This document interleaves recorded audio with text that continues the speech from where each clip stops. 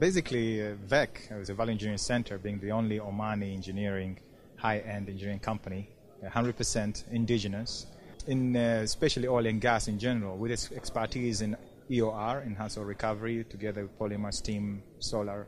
So that is an exciting ride for VEC since it started 2008. Now, 2013 today, we are 120 growing to 150.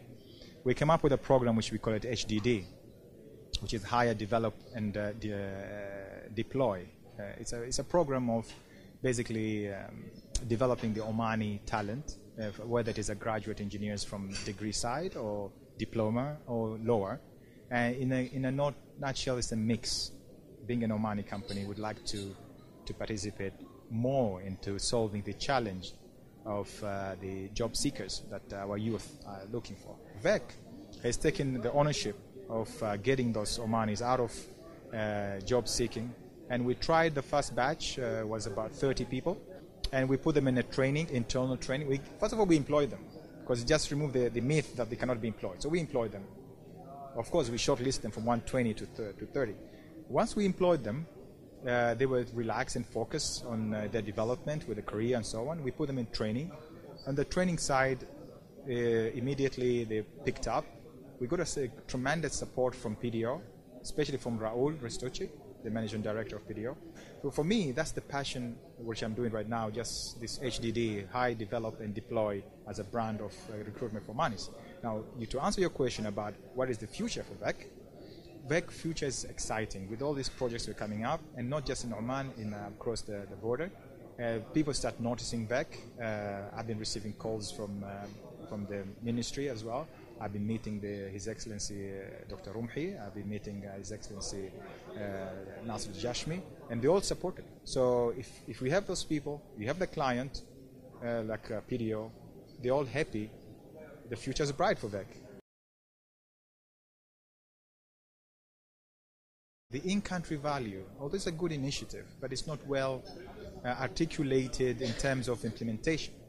And to me, that is a big risk for those people who said, all right, fine, we'll jump into ICV, put a factory over there, but yet they go and compete with the same price against the international. It is going to be attractive for sure, because with all these investments which are happening in the country, for sure in-country value will play a big factor. And this is a mandate driven all the way from top down to bottom of the industry. So it is there. So that's to me is a major challenge in terms of investment in the products.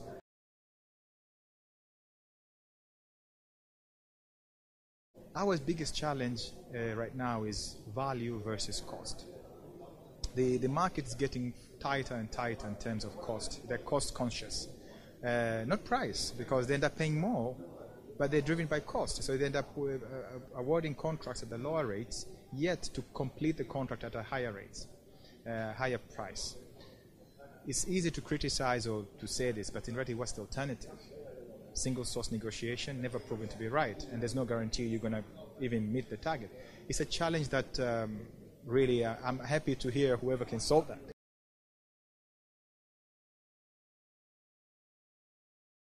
Transparency, I haven't faced the major issues of transparency from the major companies. But when it comes to a medium and smaller operators, it's not clear to us what sort of tendering strategy or processes they follow. We don't know how they handle contracts. We don't know when they tender, how they evaluate. Now, I'm an advocate of openness as well.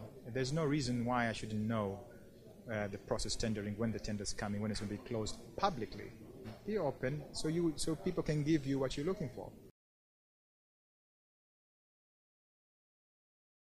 Well, after what we hear in the news, what's happening in Iran, that's great news for the region. The shadow, or should I say, the clouds of doubts slowly dissipating.